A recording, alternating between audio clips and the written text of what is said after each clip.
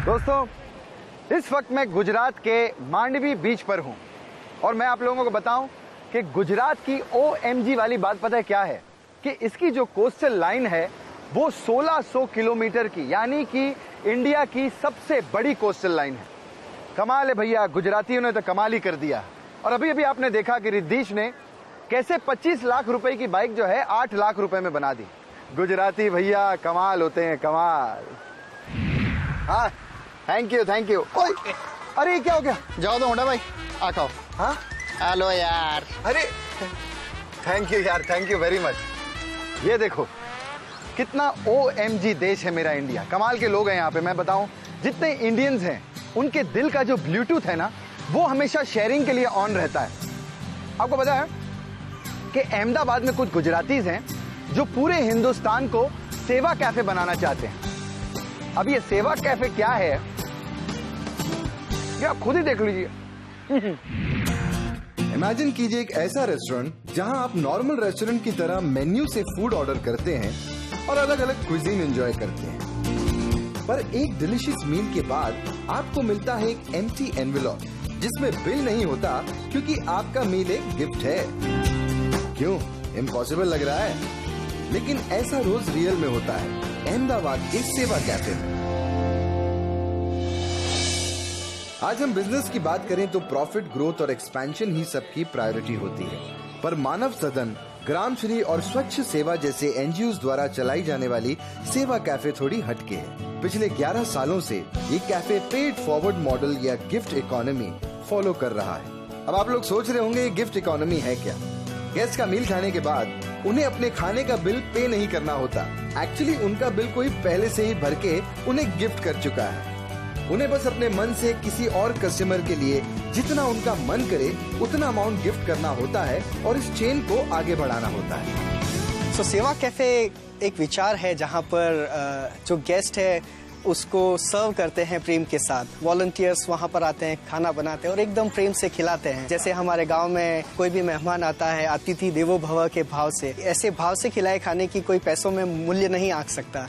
यहाँ के वॉलंटियर्स खुद को मूव्ड बाय लव वॉलंटियर्स कहते हैं, जो सभी को एक समान प्यार और भावना से खाना खिलाते हैं। और जहाँ खाने को इस मकसद से ही बनाया और सर्व किया जाए, वहाँ के वॉलंटियर्स को सरप्राइज मिलते ही रहते हैं। कोई अपनी जेनरोसिटी से सरप्राइज करता है तो कोई कैफे को टेस्ट करता है, पर कभी इन वॉलंटियर्स को लगा कि लोग चीटिंग कर रहे हैं? आइए जानते हैं।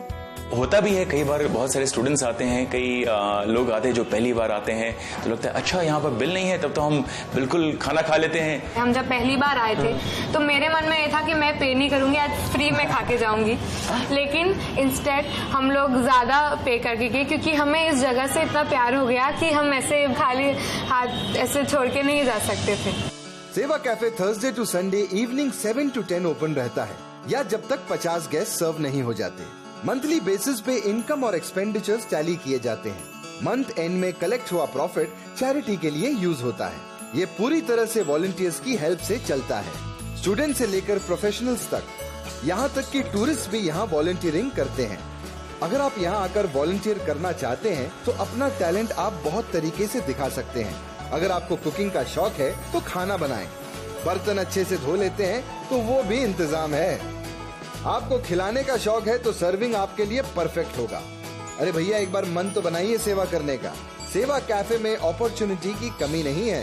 हाँ, सेवा कैफे में दिल जीतने वाली मील खाने के बाद हम बाहर निकले तो हमें मिले एक और moved by love volunteer Uday भाई, जिनका love all serve all auto rickshaw gift economy का एक और हिट एग्जाम्पल है।